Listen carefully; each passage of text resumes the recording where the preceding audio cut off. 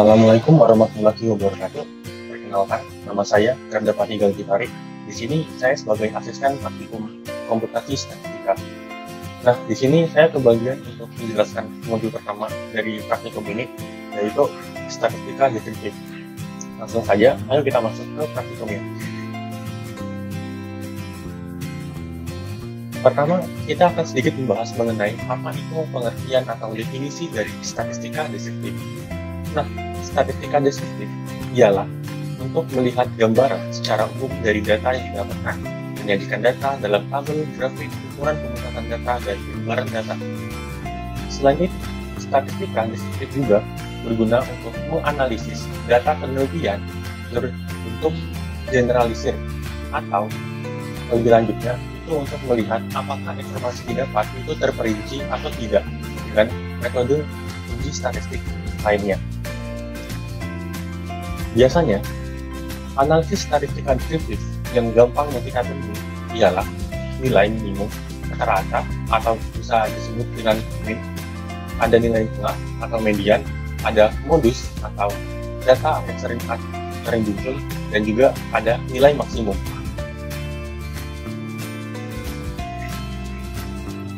Kedua, data kualitatif dan data kuantitatif. Di sini tentunya sebelum kita menganalisis suatu data, kita mesti melihat apakah data kita punya ini merupakan data kualitatif atau data kuantitatif. Perbedaannya adalah, jikalau itu data kualitatif, maka datanya itu berbentuk kata-kata atau tulisan, tidak berbentuk angka. Dibandingkan dengan data kuantitatif itu sendiri merupakan data yang berbentuk angka yang merupakan hasil dari pengukuran atau suatu perhitungan. Sebagai tambahan, data dapat dibagi lagi menjadi dua jenis, yaitu data numerik dan juga data kategorik. Data kategorik merupakan data yang tidak dapat dihitung secara kuantitatif sehingga tidak menerima operasi matematika seperti penjumlahan dan perkalian. Contoh sederhana dari data kategorik ialah data yang berkelompok dan tidak terdiri dari satu deret angka atau satu deret kelompok huruf dan angka tersebut.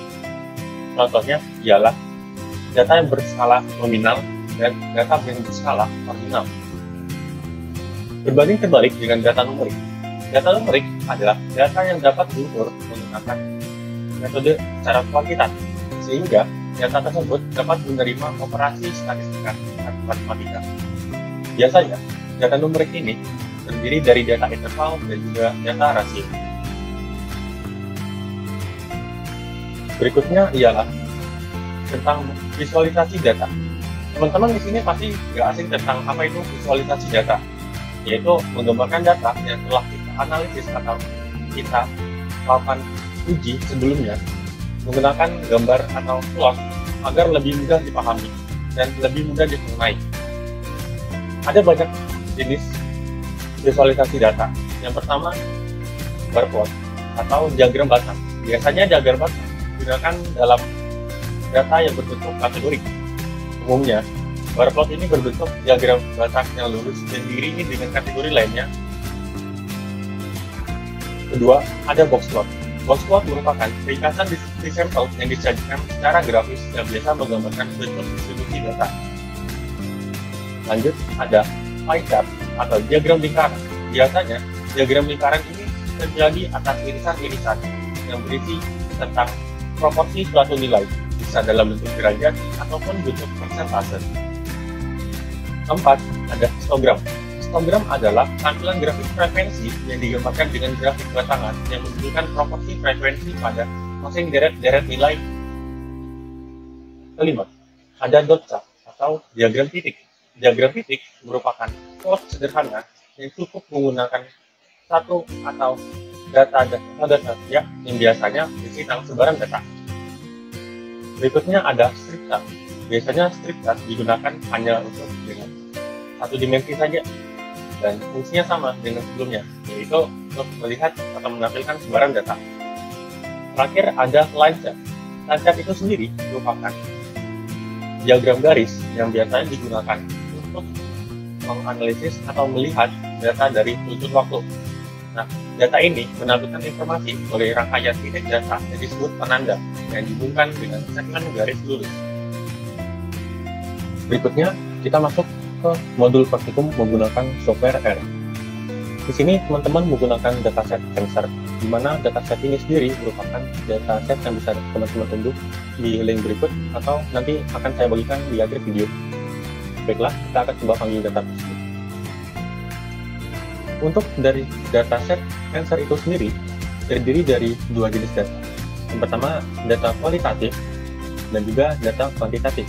Data kuantitatifnya di mana? Data kualitatifnya ada pada variabel survival, di mana variabel ini berisi hitungan atau angka, sedangkan untuk data kuantitatif itu terdapat pada data organ dan tidak ada angka sama sekali di sini, hanya berisikan data stomach dan lain-lain. Berikutnya kita akan coba panggil data organ dari Tensor tersebut.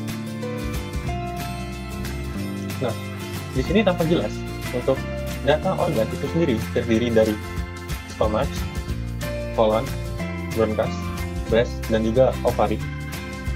Di sini kita akan coba menghitung frekuensi atau banyaknya masing-masing organ tersebut dalam data set berikut.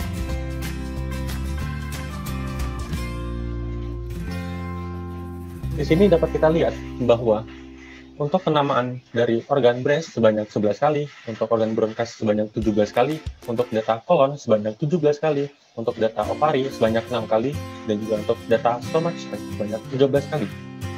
Lalu kita dapat membuat kolom tambahan baru untuk data organ frekuensi tersebut menggunakan combine.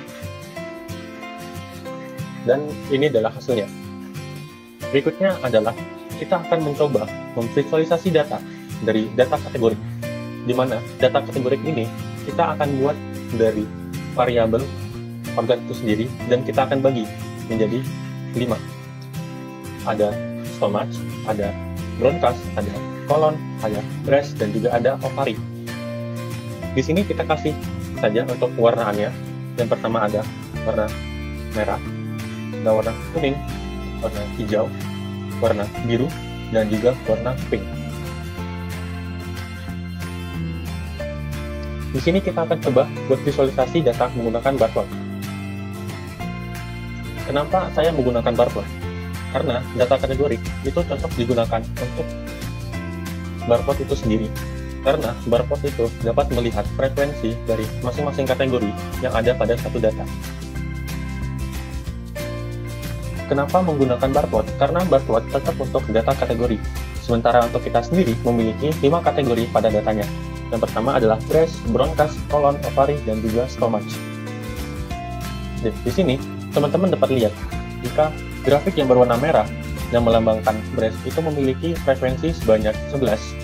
Untuk grafik yang berwarna hijau dengan kategori kolon memiliki nilai sebanyak 17, dan grafik berwarna pink yang memiliki kategori stomach dengan jumlah frekuensi sebanyak 13. Lanjut untuk plot yang kedua, menggunakan pie chart.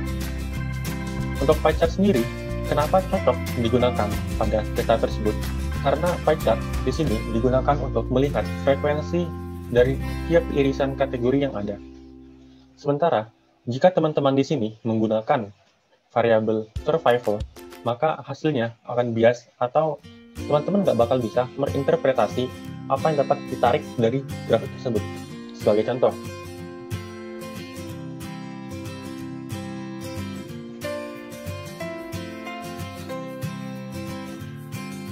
nah, tampak di sini grafik pie chart-nya.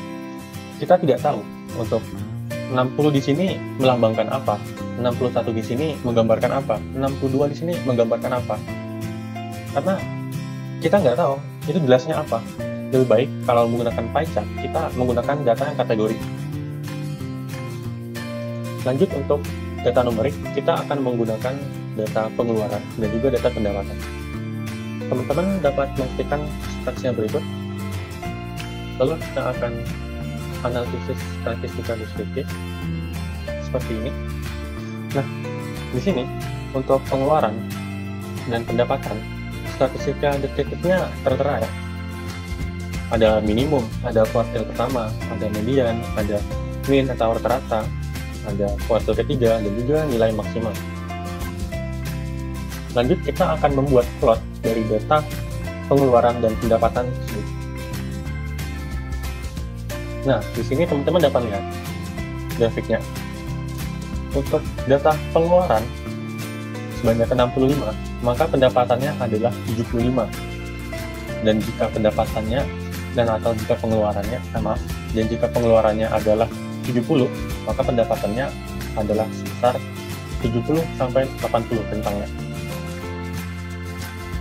Dan seterusnya. Berikutnya adalah box plot. Nah, di sini untuk box plot itu sendiri dapat kita interpretasikan sebagai berikut.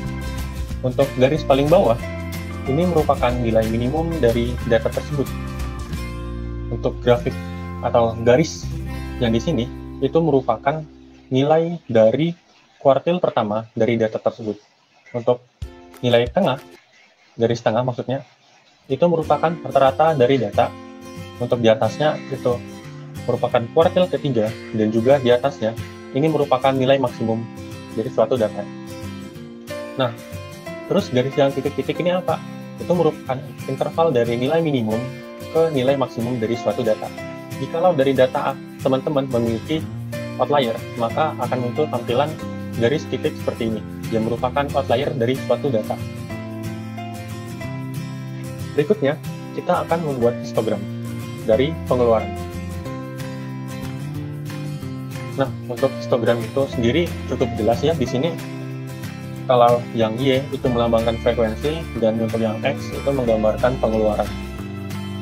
Di sini dapat kita lihat untuk rentang 65 sampai 70 frekuensinya sebanyak 3. Sedangkan untuk dari rentang 70 sampai 75 datanya ada 2, dan seterusnya. Lanjut, kita akan masuk ke grafik yang berikutnya, ialah dot chart. Dot chart sendiri merupakan grafik atau diagram titik yang menggambarkan sebaran data. Di sini sudah cukup jelas ya jika datanya tersebar pada satu grafik seperti ini. Lalu kita masuk ke bagian strip chart. Untuk strip chart sendiri biasanya digunakan untuk melihat pola sebaran data, tetapi dalam visualisasinya menggunakan satu dimensi saja. Di sini teman-teman dapat lihat ada kotak yang terdiri dari satu kotak, ada yang terdiri dari 3 kotak, dan lain-lain. Nah, kenapa bisa terjadi hal itu? Dikarenakan pada data 70 memiliki 3 data, sedangkan pada data 60 itu hanya memiliki 1 data. Sehingga data yang sama akan masuk ke dalam satu kotak yang sama. Berikutnya kita akan membuat grafik garis atau line chart dari data. Misalnya kita buat X-nya adalah sequence dari 1 sampai 20. Lalu Y1-nya adalah X kuadrat. Dan untuk Y2-nya adalah hasil perkalian dari 3 dikali Y1. Lalu kita menggunakan sintaks plot X, Y1, type B, VCA 19, color red, X left X, dan XY left Y.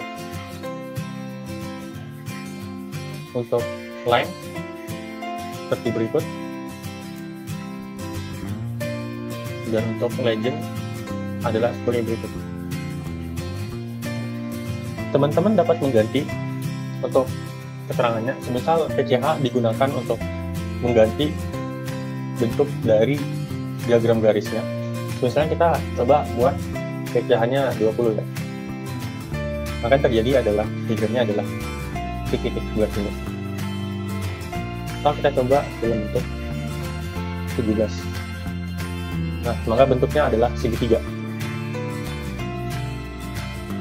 Lalu untuk line itu sendiri, untuk LTY dapat kita ubah. Misalnya seperti tadi ya, teman-teman. Di sini LTY-nya adalah 3. Teman-teman dapat lihat sendiri kalau LTY 3 ada sebagai berikut. Lalu bagaimana jika dari nilai LTY itu sendiri kita ubah? Misalnya kita ambil contoh LTY-nya 5. Nah, LTY itu sendiri merupakan dari singkatan dari line type. Jadi, garis yang berubah adalah garis ini. Jika tadi pada garis 3 bentuknya ada titik-titik kecil seperti ini, maka untuk line type yang kelima, maka akan berubah seperti garis seperti berikut. Lalu kita buat legend-nya. Nah, teman-teman bisa ini ya, kalau merasa legendary teman-teman itu kekecilan atau kebesaran, bisa diubah di bagian teks ini. Misalnya kita buat teksnya seperti biasa, defaultnya 0,5. Nah, kalau teman-teman merasa 0,5 ini cukup kecil, maka dapat diubah ke 1. Seperti berikut. Tapi disarankan untuk legendnya ini jangan sampai menutupi suatu grafik yang telah teman-teman buat. Jadi kita kembalikan ke awal saja.